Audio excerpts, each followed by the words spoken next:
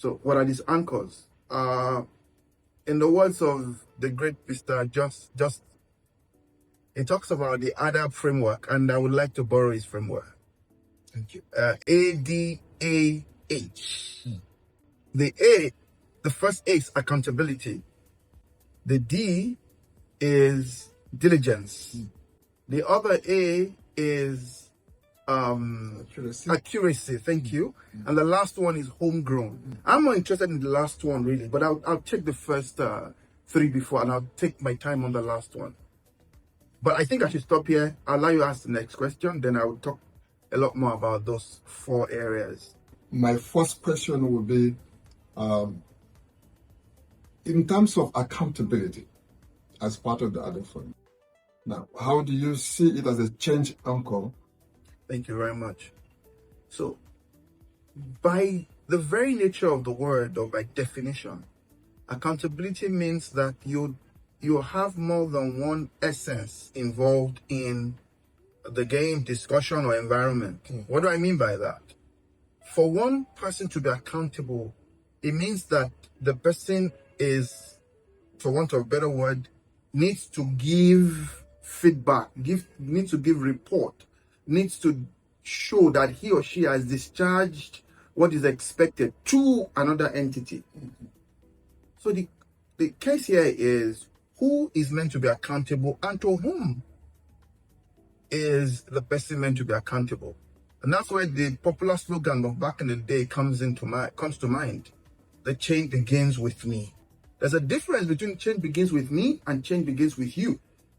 Change begins with you means that the person making that statement doesn't want to be accountable. But change begins with me means first that I've chosen to be accountable.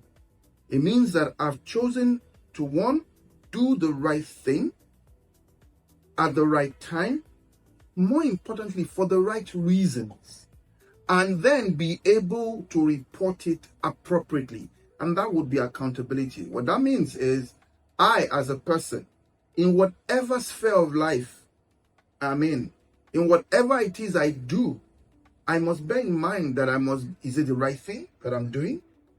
Am I doing it the right way? And am I doing it for the right reasons?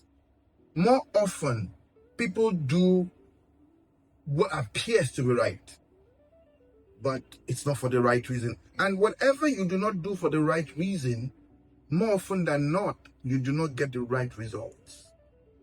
So, rather than focusing on, just as we often do, on leaders to ask them to be accountable, I think it's important that we look at things holistically and ask every one of us to be accountable in everything we do, because the leaders of today were once the followers of yesterday.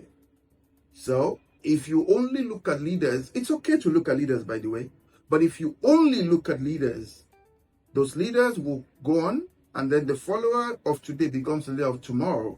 And if they've never imbibed the concept of accountability, we're going to have the same problems we're complaining about today. Now, I'm going straight to my second question, right? Because we often hear that Africans are not diligent enough, and that is causing a lot of economic issue, political issue, and so on. What is your take on that also?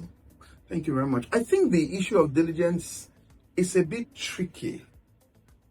And I'll say that because whenever the stomach is in competition with the brain, the stomach wins all the time. A man who is hungry may try to be diligent, but if the hunger is debilitating, he or she will misstep. And that does not in any way excuse lack of diligence.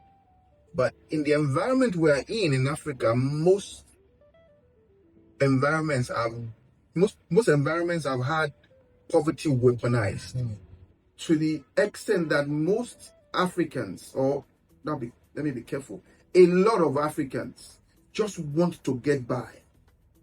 For us to have the right renaissance we're looking at, we need to think beyond getting by to doing things the right way. So you can see accountability dovetails into diligence. A man who is accountable would choose to be diligent. The only thing I would ask is, it is not as simple. We need to also bear in mind that a man who is very hungry may find it a bit more difficult to be diligent. So sometimes I think we need to be a bit gracious also to the hungry man. And that's where I would now talk to the leadership. Wherever you are as a leader, please make it easy for people to be diligent and hold them accountable. To be diligent means to be found where you are meant to be, doing what you are meant to do, and thinking beyond just today. That for me would be diligence. Diligence would mean if I do not have the skills to do what I'm supposed to do, diligence would tell me to go look for the skill, would tell me to spend the extra hours to learn the skills. That is diligence. In the light of African Renaissance, accuracy as a changeman. What's your take on that again? Thank you. This is a very tricky one. Now, I wanted to define accuracy from an engineering perspective, but I think I'll change and define it generically. Again, for accuracy, it means that there is a benchmark. It means that if something is meant to be 100, we go to 100 and are not satisfied with 99. Accuracy means you hit the bull's eye and do not settle for less. More often than not, someone once joked with me to say, if the mobile phone was developed in our backyard here, we'll still be on Nokia 3310 because nobody will want to make a change to it. And like, it's working, just leave it the way it is. But there's a place called better. And good is actually the worst enemy of better. There's a place called better.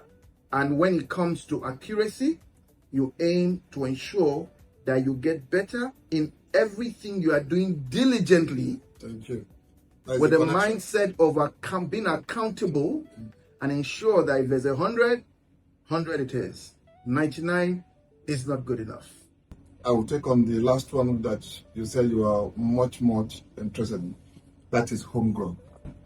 What is your take on homegrown when it comes to African Renaissance? Thank you very much. I think this is where you allow me, if the producer would, I'm a bit passionate about this bit of it. More often than not, I've seen this happen over the years. Westerners come into Africa to tell us what to do from their perspective. Africans in the diaspora come home to tell us what they think we should be doing. I've seen solutions brought wholesale into the environment. And one thing I've seen all through this, they all fail. Even when they appear to be working, you keep stitching them together. And that's why I'm passionate about this. To make a change in Africa, it means for us to ensure this re-emergence, this renaissance is not cut short. Africans need to think what works for us. We are unique people. We take global concepts, but we ensure that they work for us. Enough of taking everything hook, line, and sinker, dumping things on Africans, and expecting them to work the way it is. We are not just numbers. We are a group of very unique people, uniquely gifted, uniquely positioned, and we have our own pride of place. And that's why for me, the accountability thing is very important. Diligence is important, because when we are diligent enough and we are accountable enough, even when we bring global solutions, we adapt these solutions to fit our needs. Because as Africans, we have local knowledge. We understand our environment.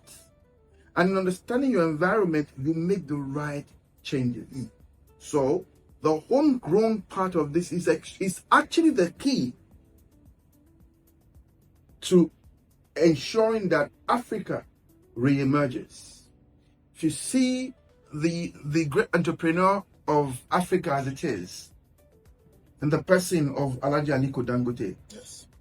his solution is not just bringing solution from anywhere in the world to just dump here.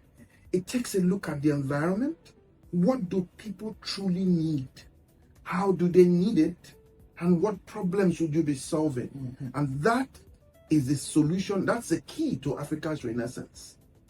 Bringing what people truly need and ensuring that it works for the people. Have the people in mind. Not just doing things because you want to make money, but have the love of the people. Include competence in what you do. Be disciplined in what you do, and ensure that there's credibility that wraps up everything you do. That, for me, would be what the home group solution would encapsulate. Thank you.